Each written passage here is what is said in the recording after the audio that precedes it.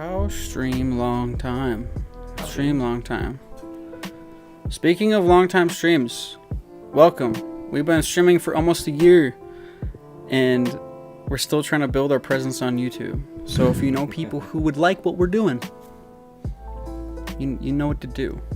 Yeah, I would say November. Capture them and sit them down on the couch. Make them watch. Just be like, hey, you want to come over for dinner? Yeah, we're just going to watch a movie.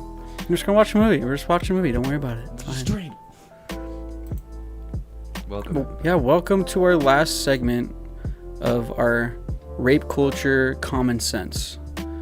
And again, if you're just joining us or you're seeing this video for the first time in the future and you've never watched any of our other videos, common sense, we call this segment common sense because there's no such thing as common sense. Common sense is just, it's philosophy. And the fact that we're all learning stuff differently. So welcome to the fact that we're all really different, and that's okay. It's a beautiful thing. But this is our last week, or our last week that we're talking about a pretty intense topic of rape culture and why we don't agree with it. Why we're also on the Me Too movement of banning rape culture, because we don't need that around these parts. Just the fact that there is a culture of rape. Yeah, whether it's actual people sitting down in a room and be like, yes, we agree with all this stuff, or people just not realizing what they're agreeing with, we don't want it. we don't need the non-information. This is a good way to advertise rape. Just really get that information out to everyone as much as possible. So over the last, if you haven't watched our other segments, for the last 2 months, one day a month, we're talking about. We've been talking about rape culture for the past 2 months. Yes. And in that time, we have defined rape culture, which is essentially just the idea of... It's the idea of not understanding consent between people. It's the idea of not understanding communication between people.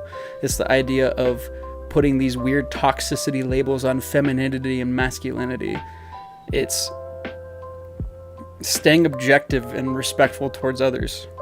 It's understanding that everyone has boundaries and their boundaries are okay, even if you don't know them. We're supposed to educate our communities enough to where you're not just imposing on people's lives because you are entitled to what they are as a person.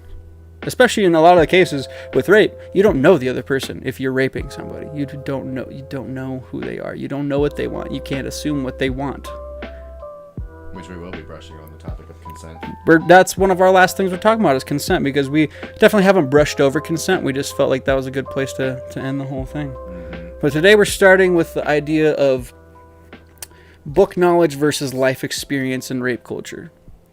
And like most things, you can see statistics on almost anything. And in a lot of cases, you can look online and you can find anything. You could prove yourself right by just looking for the type of information you're looking for. Someone has probably done a study and proven something, and then someone's probably also done a study and proven that person wrong.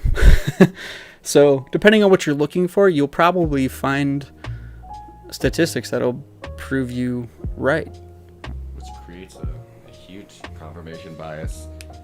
And there is just a tidal wave of information out there on the internet now, and anything can be tweaked.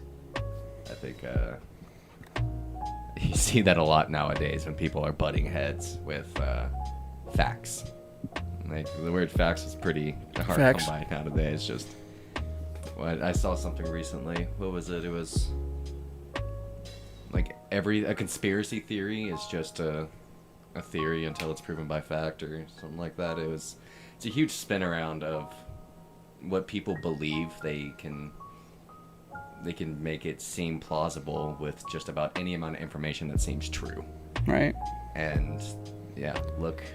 People will believe what they want to believe based off this. I struggle to say statistics when I'm looking at a camera. Statistics. Put in any Google search a way of wording things that would support your argument, and you'll find something. Right. Whether it's negative or positive. Mm-hmm. And that's kind of where this first segment comes from. I mean, when we're dealing with a topic such as rape culture, where we're talking about a part of society in which a lot of people have been hurt by, and a lot of people may be uncomfortable to talk about something. When we see information about a touchy topic, a lot of times that's just what we're talking about, confirmation bias. When we see something that relates to us and we feel strongly supports what we already know, it's an added layer on top of what we already know. And in some cases, it's not dangerous to do that. I mean, you can trust certain sources and feel confident in their ideas towards that topic. But when you take book knowledge and you try to apply it to your own life, sometimes it just doesn't match up correctly. If you study your whole life with books and you go into society and you just keep trying things that other people have tried, or you try to act as if your situation is going to be exactly the same as the one you've been told your whole life, it's like book knowledge versus street knowledge. You gotta kind of combine the two if you're gonna if you're gonna be a productive member of society. You can't just assume that just because you read it in a book, it's going to be true. And I feel like that can, a lot of times, especially with touchy topics, I'm not meaning to put my whole opinion into this, but it seems that in many touchy topics, it can get really clustered with so much information that it turns into this like fear-mongering idea, this like idea that you can't talk about this topic with people openly, just like mental stigma. The reason why people don't talk about mental health enough is because people think it's this weird ether of things that people don't want to talk about, when in reality we're all really craving to like get stuff off of our chest. We want to talk about stuff. But to have that personal experience with somebody and hear a real story, whether it's in rape culture, whether it's in any other thing that you're learning about, it can feel a lot more genuine than just sitting and believing everything you read in a book, and actively going out in your community and seeing what's happening out there in the real world, understanding people's struggles and strifes up front and being there for them. I kind of went off on a mini tangent there. It's all right. I was talking to myself. Well, I think a lot of the arguments that are kind of be held nowadays is very emotionally charged, and that delves into the ethos and the pathos of learning. Like you're saying, a lot of people feel very passionate about what they believe in, and whether your sources are coming from personal experiences or book learning, you have to kind of get out there and learn for yourself. I think one of the top points that we have written down today is, experiencing something from an outside standpoint, like going to a rally, I don't know, going to a motivational speaker and learning something versus watching a movie, or you get that like emotional charge from being there in person to learn something, or watching something from home and gathering your own information from it.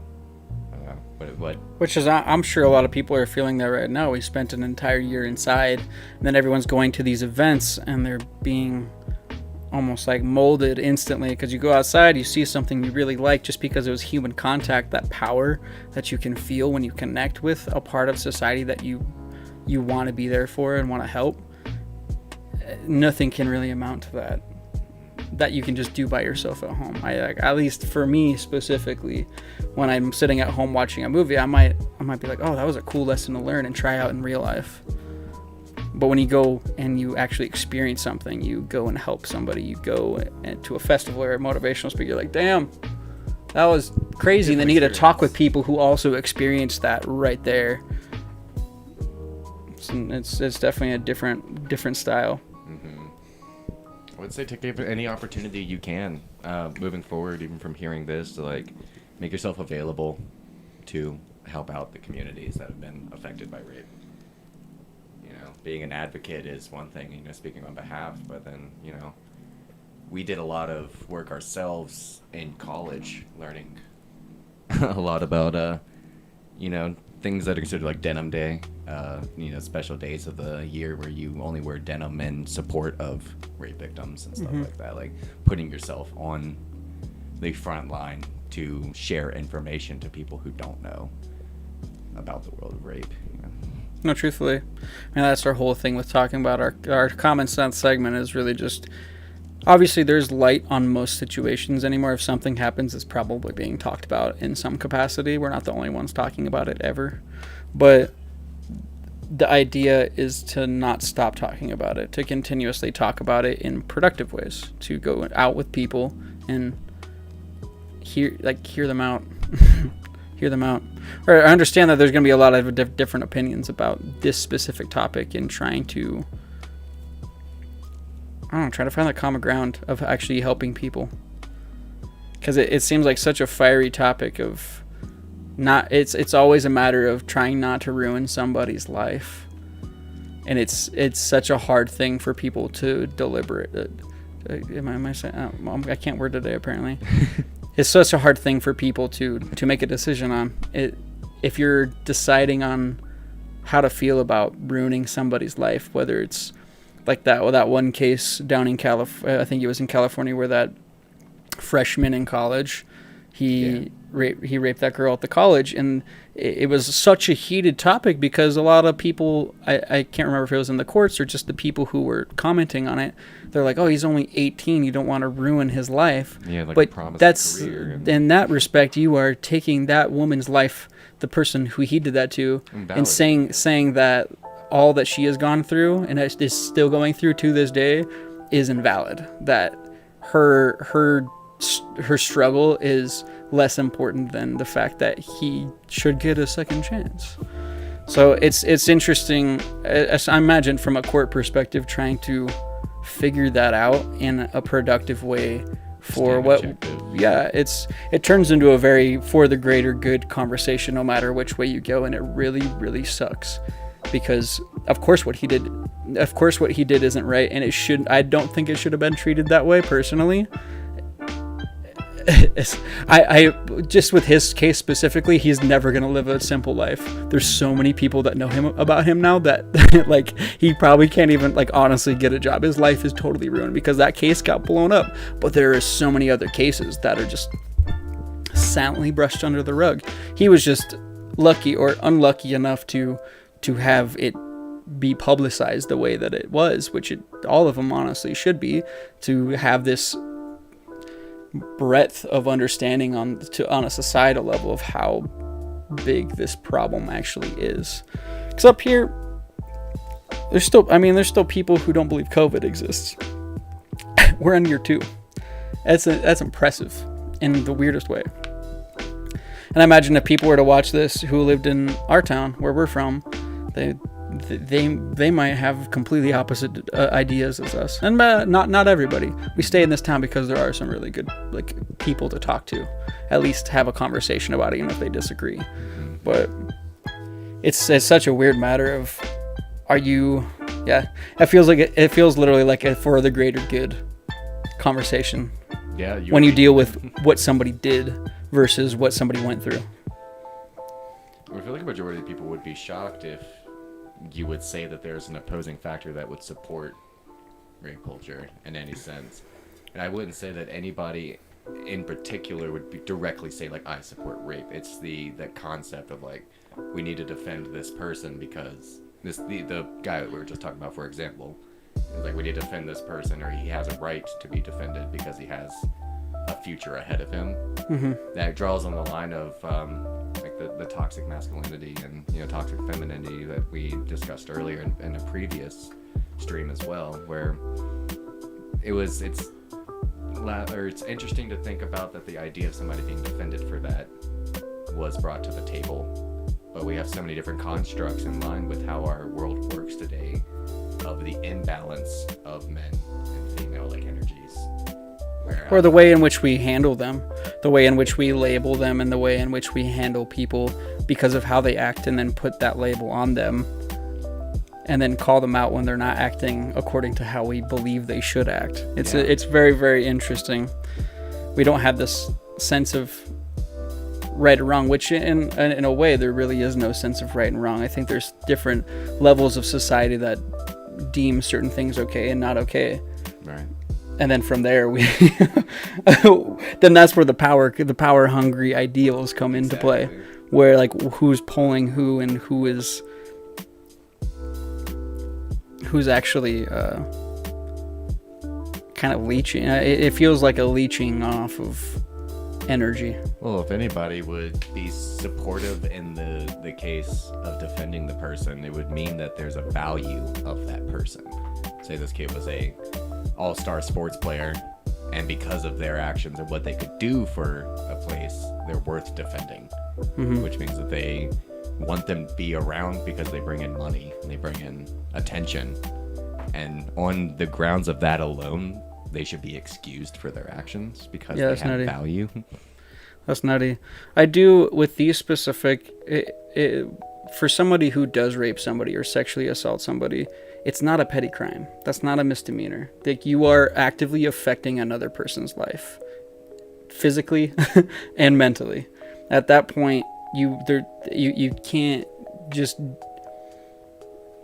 It's such a weird. Even if you are to let somebody off or let them continue their life, I don't know the specifics about the case we're talking about. We didn't even name the specific case, but just going off of what I remember, it was interesting to see how free he seemed after it.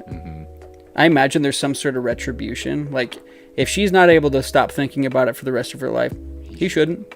He should be reminded of that every day. And whether that's stressful for him or not, it doesn't really matter at that point, because he brought another person into his whatever he was doing. You know? Well, that seems like a just desserts. It's a just desserts. It's like if there's a for the greater good, there's a just desert. There's the eye for an eye type thing. I mean, that's why the death penalty still exists, which is a whole different topic. Maybe a whole nother one. Yeah, that's a whole nother common sense talk for sure. Not even sure. But if there's new people joining us, welcome to our last talk of rape culture. Feel free to chime in for saying something that you agree with, or something that you are questioning, or something that you completely disagree with. Totally, put it up in chat. I just see one comment right off the bat that our stinky man down here, which yeah, I'm the sure Mr. Ding. Y'all have noticed through our early talks that he's being very feisty right now. Yeah, he's a feisty little cat. He started to become active the second we started, and he was fighting my feet. He feels the streaming energy, and he's like, They're not paying attention to me. But you got fans out there, Stink Man. You got fans. Always have fans. Whether it's electrical fans or people. Currents. He has fans. Current events. I think on the grounds of like all humans are equal, to encroach something that physical upon somebody else is deemed with just desserts, an eye for an eye. Like, if anything, you should get the same amount of energy that you caused back to you. Well, that's where it seems like the court also went on the opposite spectrum.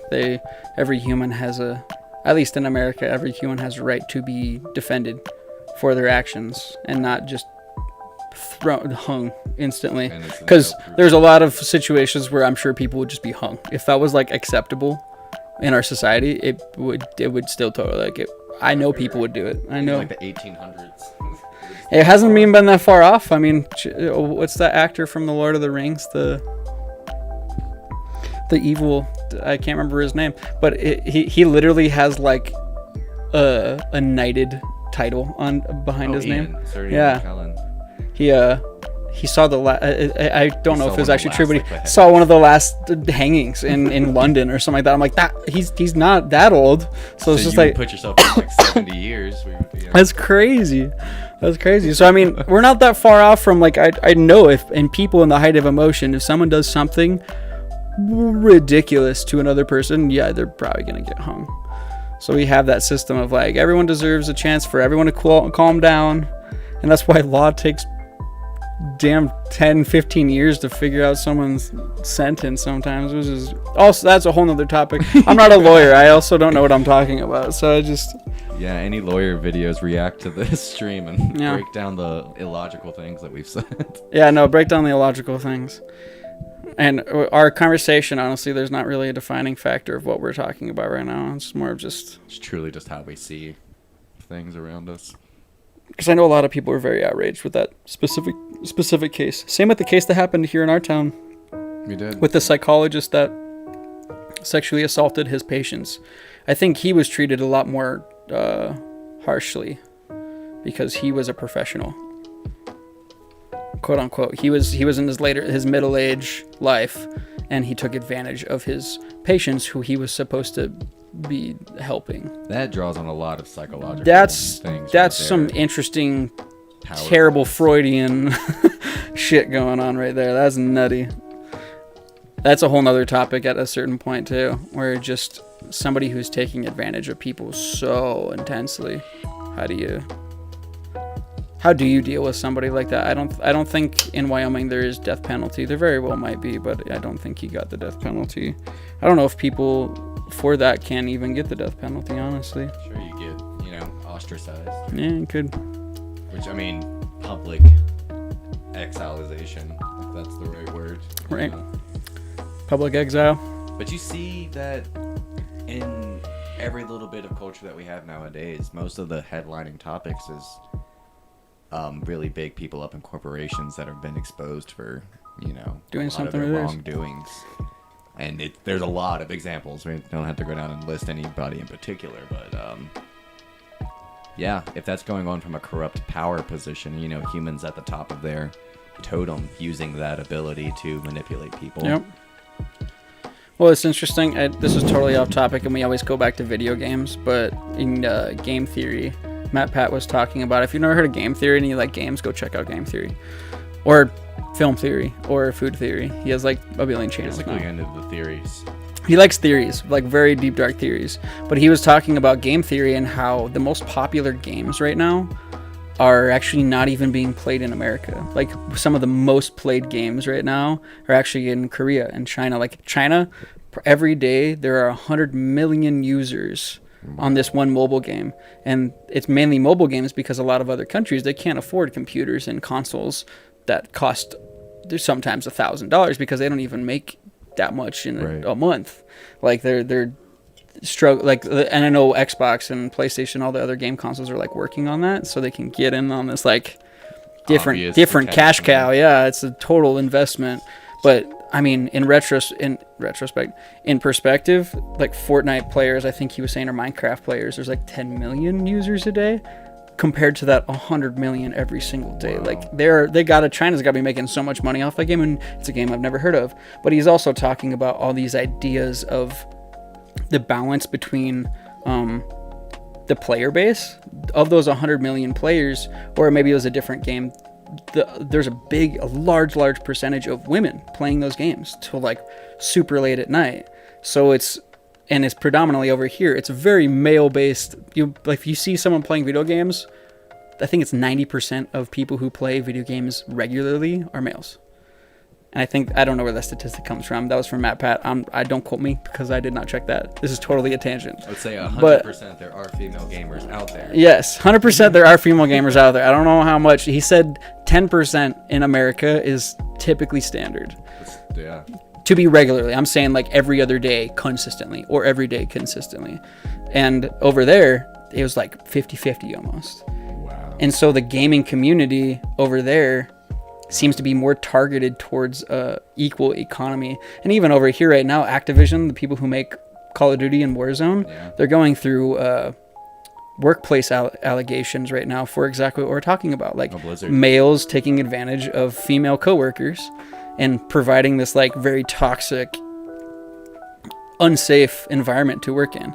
And so by that fact, not that you can say you can extrapolate this, but if you have a toxic work environment, you're probably creating your player base and those ideals that you have yourself. If that company is like supporting this person, or that company is, if there's multiple problem children inside of this company, then obviously those ideals are being put into the games at a certain point. Those ideas are being talked about, and those ideas are being like practiced inside of these realms. So it was interesting to watch that video, because you're just like, as we see other countries come into this, we see other cultures and more equality through, which is so interesting, because I think a lot of people in America think America is very equal. And we do have a lot of abilities that a lot of people don't have, like freedom of speech. That's a very big one. We're able to talk about these things, and we're able to actually communicate with each other about these things without being hunted down by the government. Right. Censored. Yeah, we could say fuck the government, and the government's not gonna be like, you're kind of dead. You're kind of dead. Just saying. But I didn't say that. That was an example, just so you know. But You can say it if you're using it as a... we're not gonna talk about government too much today, or law, because we're good. I would We're like good on that. to propose a video for everyone to look up. There was an old sketch comedy group before they became Reno 911 called The State. And they had an awesome skit of a history classroom where the teacher was showing by example saying, I'm going to kill the president. They're like, you can't say that. But if I said, well, in theory, I'm going to kill the president. And then, like, you'd have to watch it. The CIA group just comes rushing in like, and then, like... I forgot about the Reno 911. Everyone knows him as, like, the just boot goofing. He's just boot goofing. I used to watch Reno 911. There's so many other good memes that could come from that show. It's just not a show right now. It's not That current. show was fantastically successful, but in the 90s, before Reno 911 was spawned, the same cast of people had a group sketch comedy show like Mad TV. But it was called The State.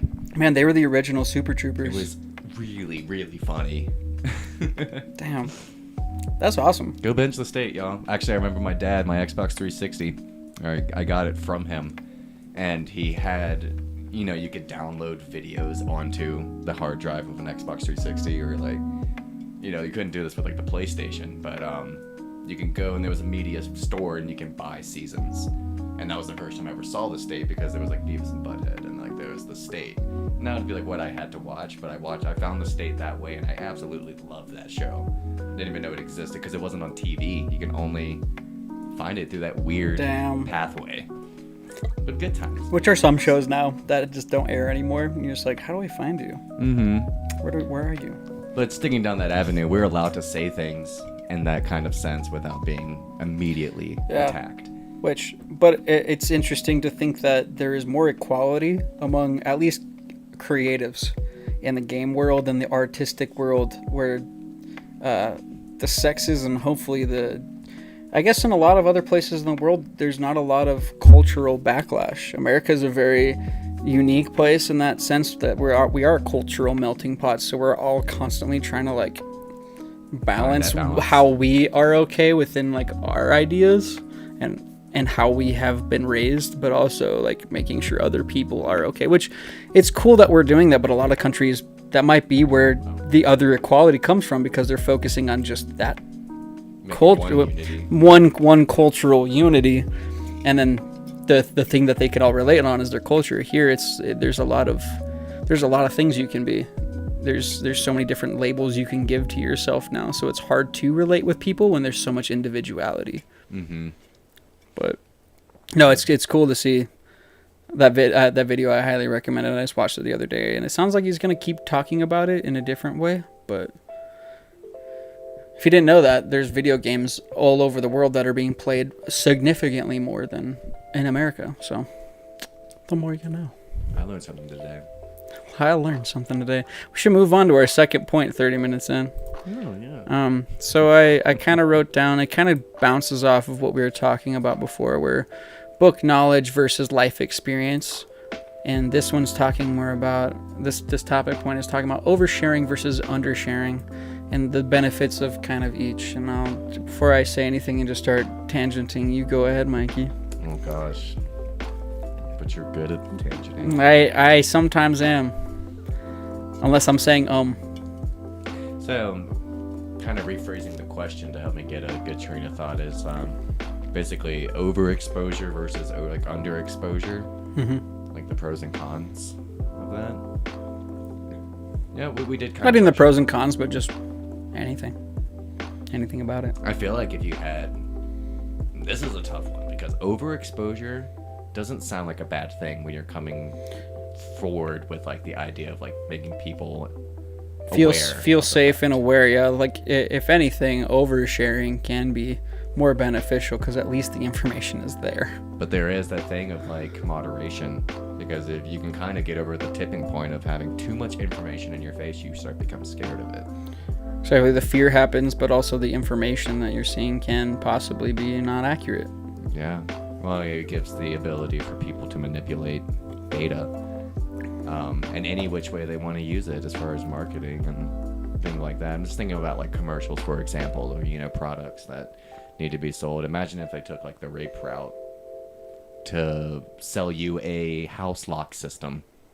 You know, like, you'd probably buy it because you're being told constantly that there's somebody that's going to break in and do this to you, even though that scenario in a probability manner exists. It is not probable. Like, that's kind of scary in the sense of having too much overexposure.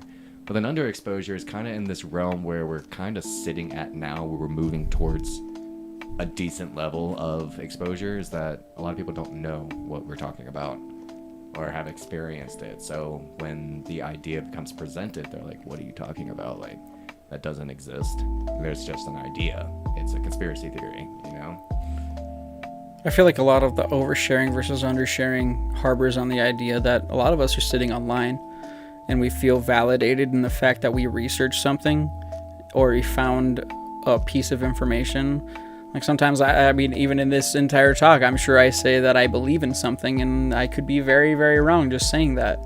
The idea that building a community off of what you believe in and then holding the others accountable according to what you believe, it can turn into very big cult mentality. If you all believe something the same, but the rest of the world believes something different, are you right or wrong?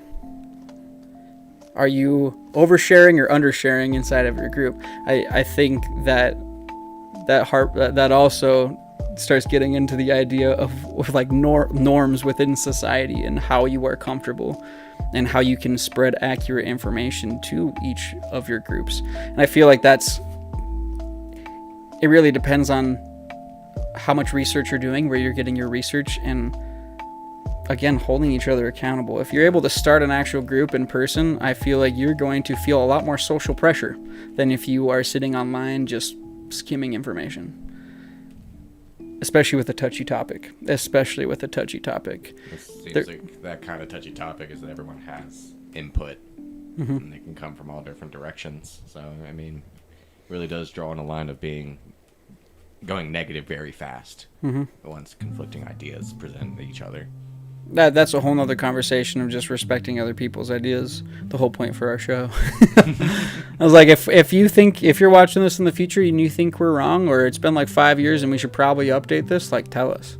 I have no problem saying that I am wrong, or sometimes I get into a tangent and, you know, I might just trip over my words and say something that just isn't exactly correct. You know, especially according to every single person. We're going to piss off some people at some point. And that's the whole point, I think, is that I'm pissed off. What are you pissed off about? Yeah. What are we collectively pissed off about? And then we talk about it. And then we play devil's advocate and we try to see it from the other perspective. So we're not all just pissed off at each other. We're pissed off at the idea of stuff that we sometimes can't change, because you can't change someone's opinion sometimes. Tangent. But Or just imagine a comment where it's just like, yeah, you just verbal typoed. Verbal typo. Your whole argument is invalid. Yeah, I mean, that's why it's called Tangent Talks. We will probably say some real weird things over time. Real weird things. Looking forward to the compilation of verbal funk-ups. Right. One of the ideas that I had in my head, and I'm really spitballing here. This is definitely not something I gave a lot of time thinking to, but I wanted to open it up to our community as it grows. Just when you were talking about a topic as like rape culture, when someone is explaining their story or explaining their situation, obviously, like we just said, it's nice to have that information out there. People sharing their stories, it can be cathartic for them. It can be very healing. It can be, you find that group of people you're supported by them to share that story, and then you are part of this community. You are now initiated, and you are able to find solace in the fact that other people have felt like that. But at the same time, in a social setting, if you are in front of 100 people and you're sharing a very intense story, should that story not be meant, maybe the idea of it or the fact that you support the cause behind that entity, is it more damaging to tell your story to a massive amount of people that you will maybe never be able to talk to all individually, to unpack that story with them, to make it a personal experience? How often, not just with rape culture, but just an intense topic, when you're talking on stage to a bunch of kids, a motivational talk about drugs, I mean, is it more like you are becoming a martyr? And not the traditional sense of martyr. I'm talking about, like, instead of actually having something wrong, even though there's something wrong, like you feel like that pain, like it's not like you're faking it by any means, but when you say it to a larger audience, does it become less valuable because you aren't able to actually have a personal experience with that person? Right. So it becomes more of a topic of presence and energy for yourself. You feel everyone's energy coming into you. Is it more cathartic for you? Whereas you're the motivational speaker, should you not be teaching them instead of them teaching you? You know what I'm saying? I'm just curious what that line is. If I'm sure there's studies out there, and that's something that I want to touch on in probably one of my own videos, of just how easy is it to become a martyr when you are advocating to a larger part of society. Like, if you have a group of 10 people and you're telling each other your stories and you're supporting each other, and it's a very, like, familial vibe where you're able to actually share your ideas and emotions with people,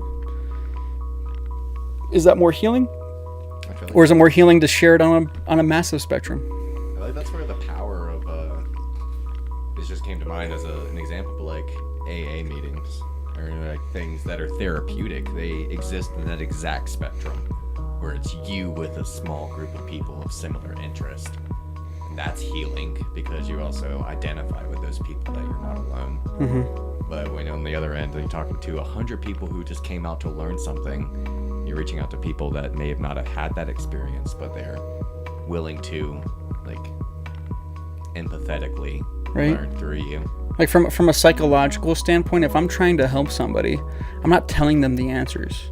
Because if I actively tell somebody the answers that I found, obviously to help people you can say the answers that you found, but if people are harping on every single word, and just like what we talked about before, book knowledge versus life experience, not somebody else's life experience, your own. If you think that, if you go to that motivational speaker as a kid and you're like, man, that was really cool, and you try to live your life exactly like that person explained on that stage, it obviously no kid will typically ever do that unless they get really hyper fixated or something like that. But to put that into perspective, I can't just say kids are impressionable. Humans are impressionable in general. Yeah, when you want to believe in something, you will believe it. Like, if you make up your mind 9 times out of 10, unless you are being as unbiased as, if you're going into it as unbiased as possible, then maybe you might come out and maybe not believe in what you were told in that hour-long motivational speaker. But it's interesting, something to think about. How easy is it to become a martyr inside of a topic that deserves accurate and personal knowledge? Something to think about. But we can move on. We're harping on stuff, unless you have anything else to say about that specific topic point there. Mikey? I remember a physical, yeah, I guess it's physical, personal example of having that opportunity to sit in front of a group of people, and it was like a bonding experience. Being able to sit there and talk about your life stories to give people a better understanding of who you are. And I remember almost immediately everyone kind of expressing themselves in some of the darker tones of their life, and that immediately is that kind of reach out for growth. I feel like typically people will express some hardships that they have to see if people had experienced something similar, or if they could empathetically, and that causes growth. I remember when it had become my turn to speak, I had shut down. It was weird. I remember explaining some things, but I didn't necessarily go into a dark standpoint. I think I'm more on a bullet point talk before. I was my life has been fantastic and my life has been dark. I can't give you a really personal example because I don't know you that well, and who knows if we're going to be friends years from now. So giving you all this information right now does nothing for me as it would other people. But I do remember saying that if you wanted to know more about me, then we can talk. personally after, and like, you know, start that relationship. But that, I haven't thought about that memory in so long until we started talking about this in motivational speaking. But it was a very interesting time in having that first opportunity to be like, so what makes you the way you are? It's like you immediately start thinking about negative things. It's like, I don't want to do that. Right. Not in a group setting. It for me sometimes it feels like it's not genuine enough. Not able to have that connection. And I think it can be if you go through something traumatic and you think that talking to 200 people about your problems is going to help you, but the people maybe pushing it are a business. Right. Those people are technically capitalizing. Not to bring that's a whole other can of worms too. Yeah, this is another tangent. It'll be in a future video for sure. But just a lot of times I see people doing those talks. If someone went through a rough situation, they are making them. They're putting themselves in this situation to talk to hundreds of people, backed by this organization who reached out to them. Mm-hmm. And I don't know if they're making money directly off that person. I can't say that. I would like to think not, and I haven't seen that happen. So I really hope that's not the case in a lot of cases. Hope that's not the case in a lot of cases. That was a great sentence. But it's a lot of cases. It's like a Russian nesting doll case. But yeah, no, I hope that's not the case. I think the intent for help is there. I would like to believe that if you're using your platform to let somebody share their experience, the intent is to spread knowledge. I'm just curious. I'm curious how many studies are actually done on this, because it's like what we were talking about earlier. When you're bringing an intense topic up, it's not usually about what you say; it's how you say it. Exactly. But what situation are you putting yourself in by saying something to? Like, you can't exactly control you can't control 200 people's emotions towards you or how they're going to take your story, which is fine. Again, it's just the information that people are able to see. But by you, I guess I'm more worried about the person on stage speaking to 200 people, like their mental state. If they feel like it's cathartic for them and it's healing for them to say something that they were hurt by, if they were raped, if they were run over by a car, if anything directly happened to them and it felt nice to just say it to people, whatever that meant for them, I think they should definitely unpack that and talk about that with their psychologist on why it made them feel better. Because if it's, I'm not even going to get into that. They should just talk about why that made them feel better. If they are on stage and they,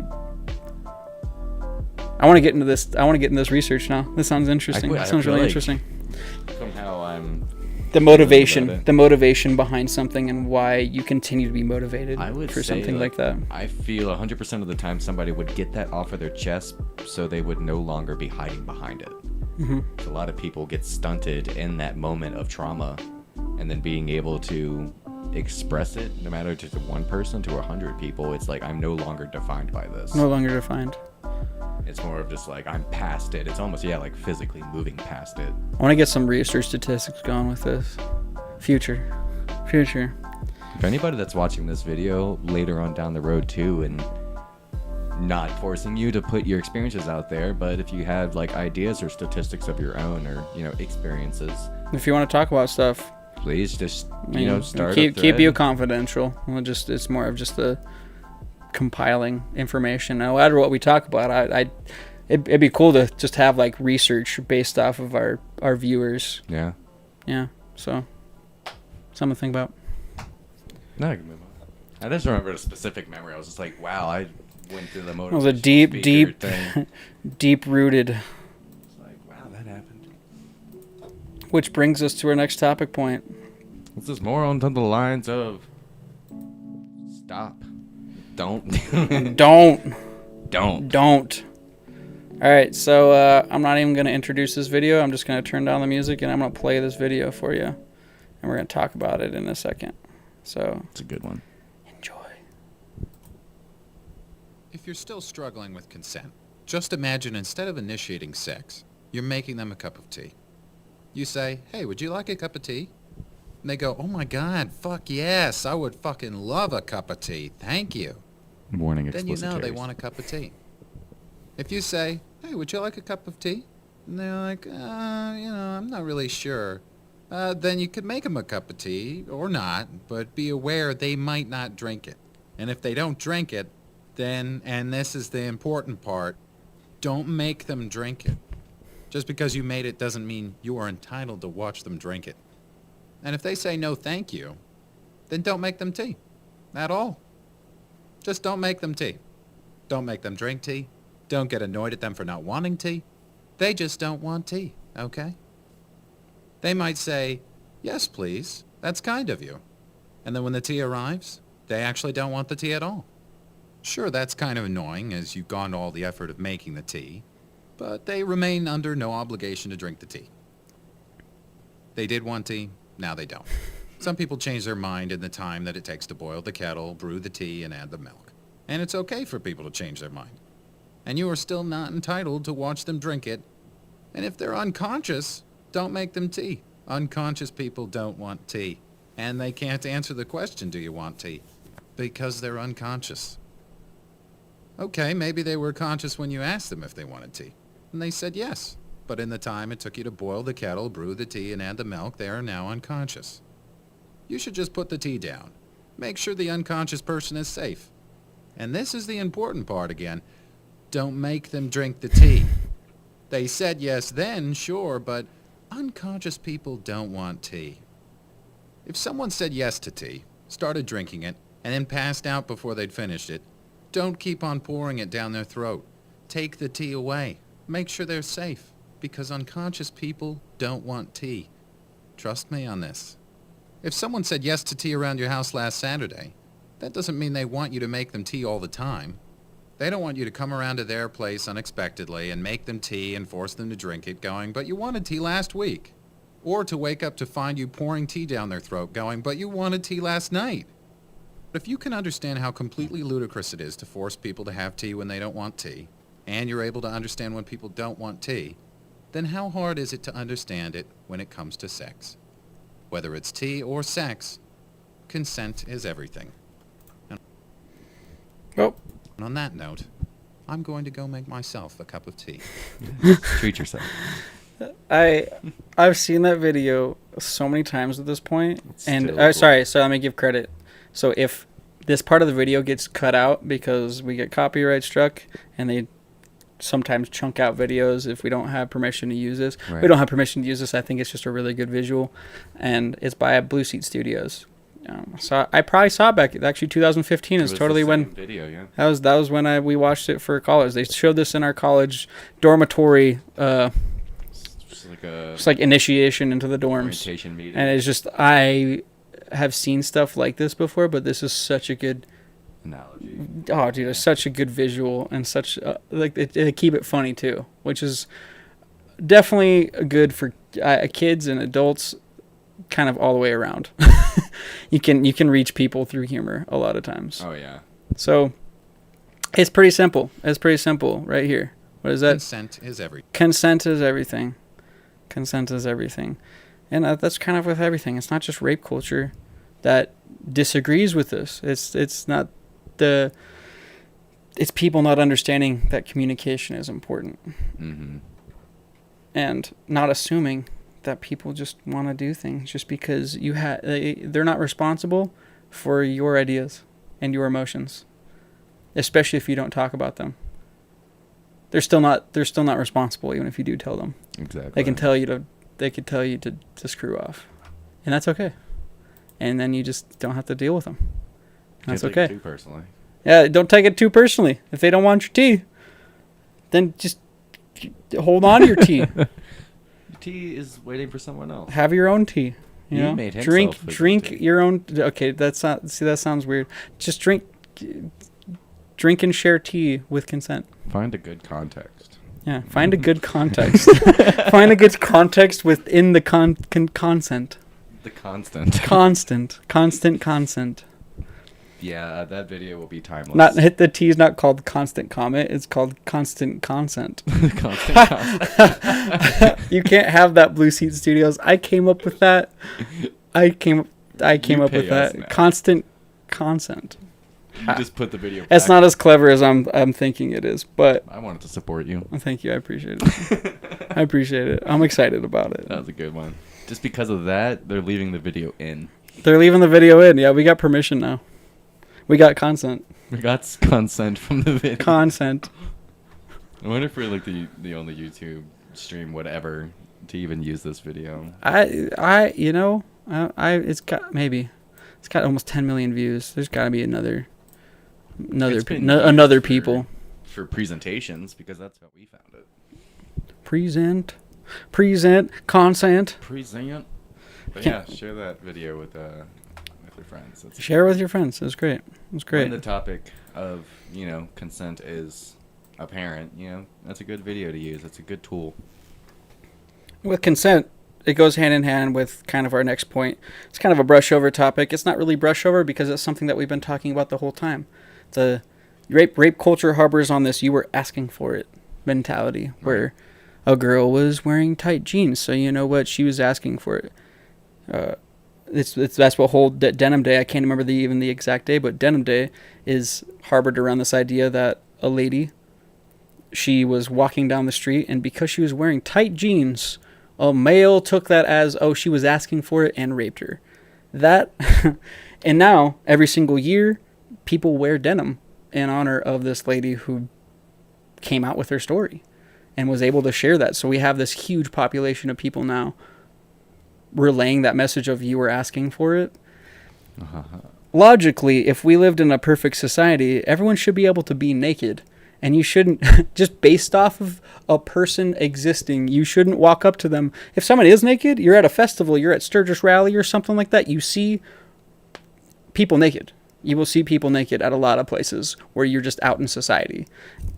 Just because they're naked, does that give you access to anything that they are, whether it's mentally or physically? No. They didn't give you consent, bro. They did not give you consent. They did not want your tea. And if you didn't ask, they will never want your tea.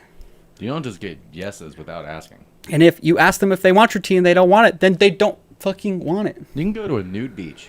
Those exist. It does exist. People sign off to be at the nude beach to be naked. To be naked. Not to have relations. Exactly. But so the whole, Denim Day is April 29th, by the way. Thank you. I had to make sure that information was out there. April 29th.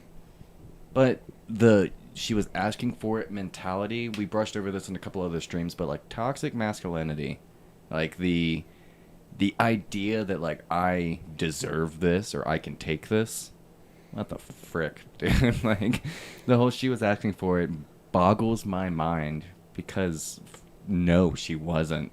Everyone has their own freedom of expression, and if that is gone through clothing, then that's just what it is. It's not an invitation.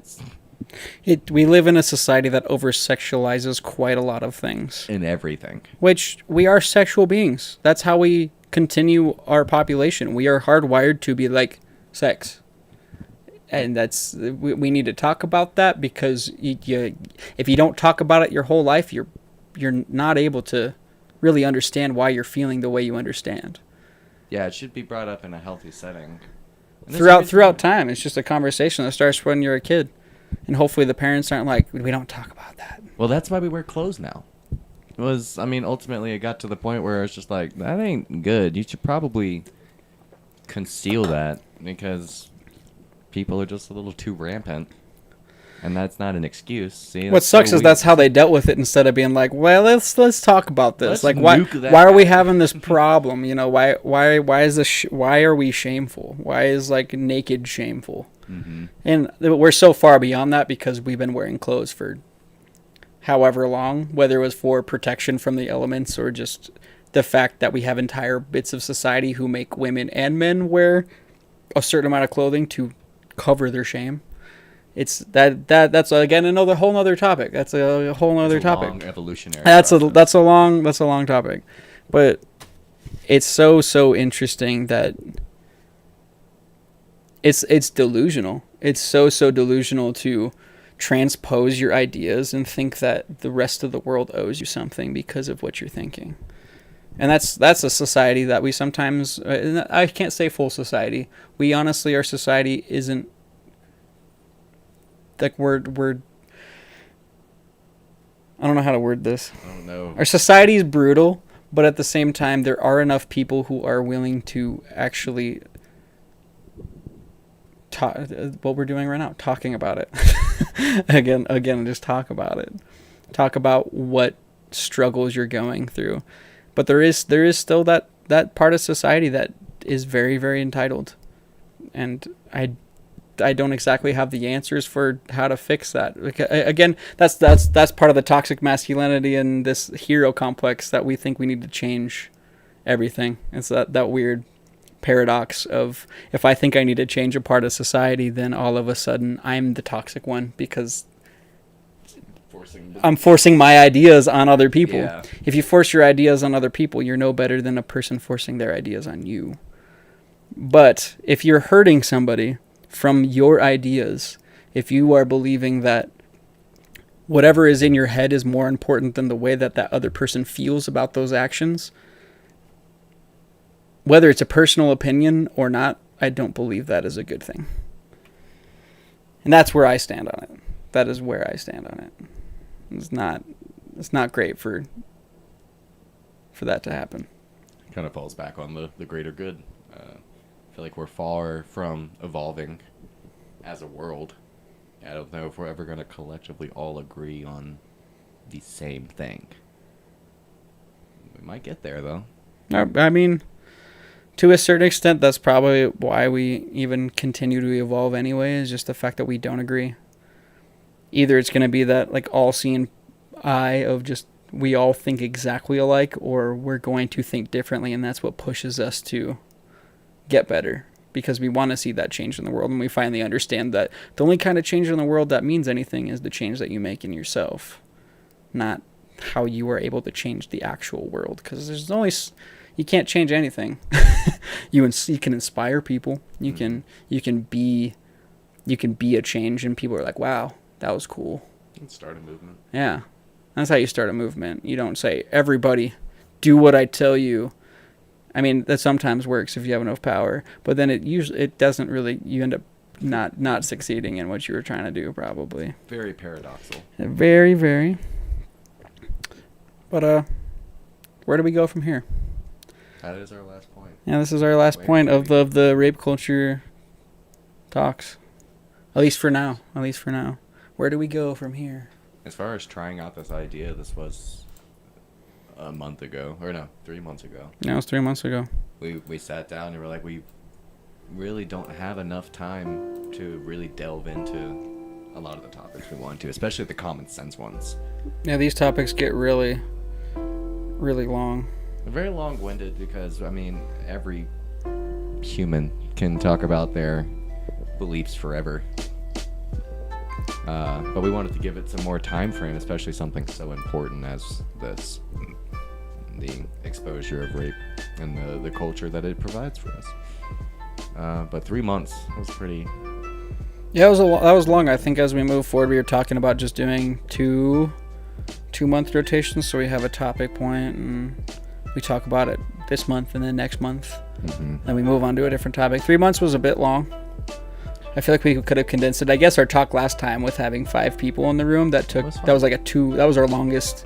Our last episode of Rape Culture was like 2.5 hours long. Which was fantastic. It was great. It was a great talk. Just the fact that I think I've learned a lot from different people. Normally it's us talking to each other, yeah. And even though that we're not, all 3 of us, Thomas included, like, we're not all constants, like Thomas isn't here right now. But having people come in and out through scheduling, that was a very interesting one for getting Marie and her sister Katie and Lee. Yeah, thank you, Marie and Katie, for being here. Marie was with us for the first 2 segments of Rape Culture, and Katie was with us this last time.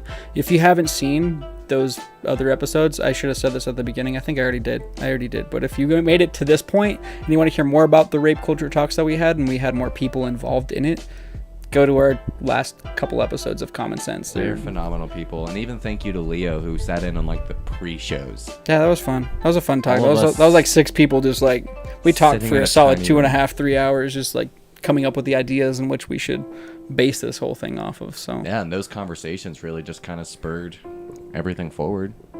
I hope we're able to have more people on the show as we go, but I definitely want to be really planned out.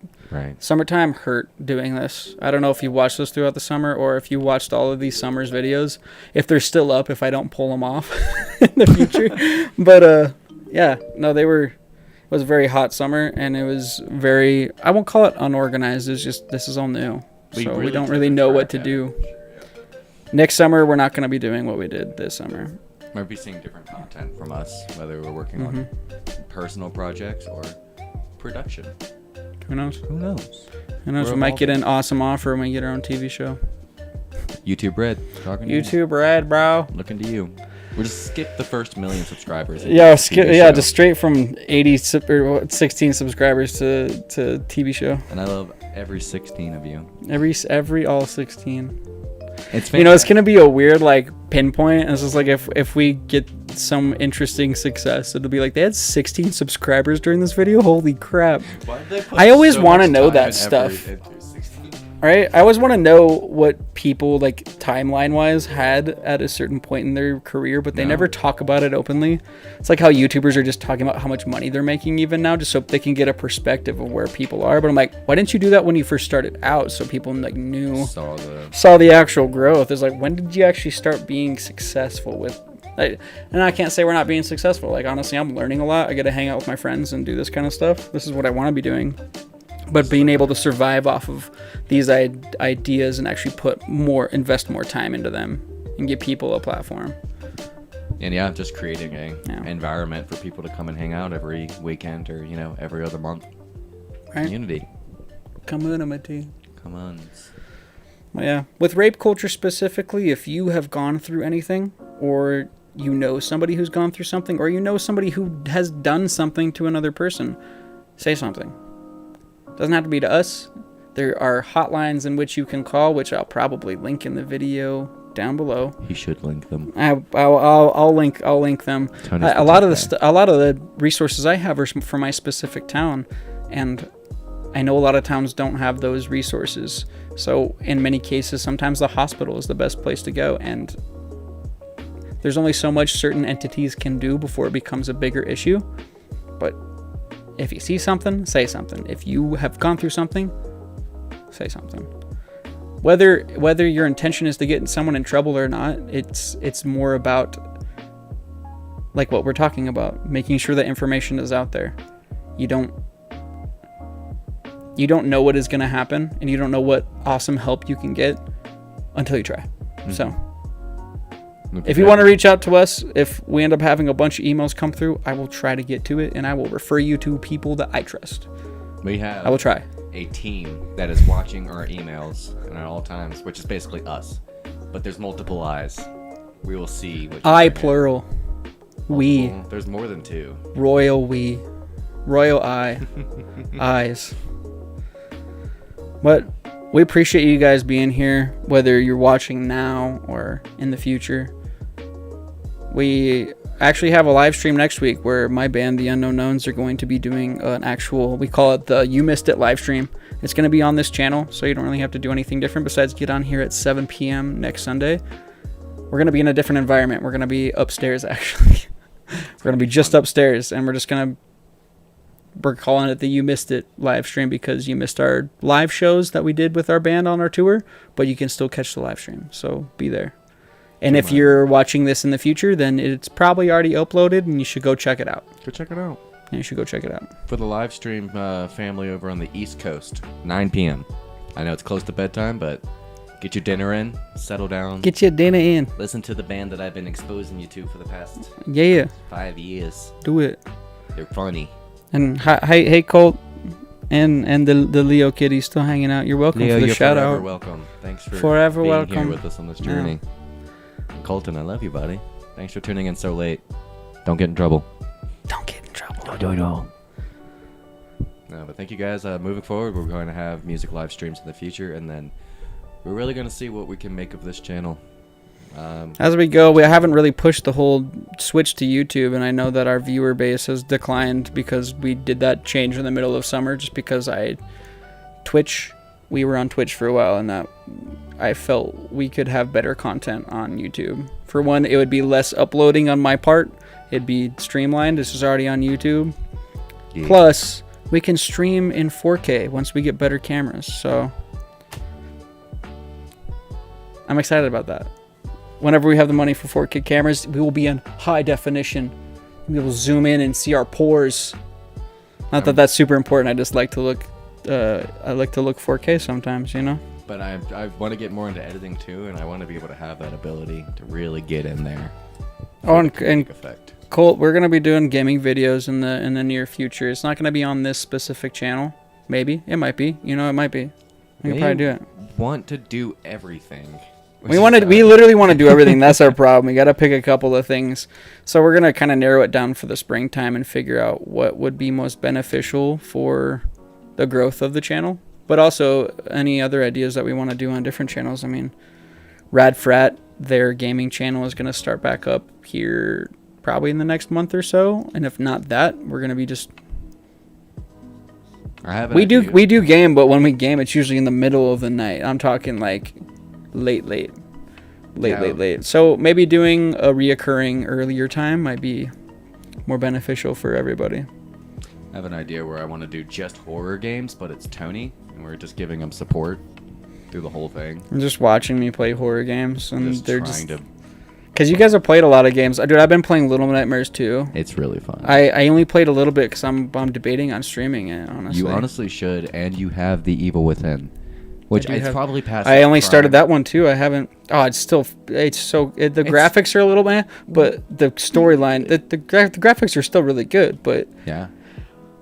Whenever I find myself in a rut, I back myself up to Markiplier's Evil Within 2 playthrough, and I'll watch it just for the story. Like, the content is awesome for Mark, but I would love to see Tony shoot himself.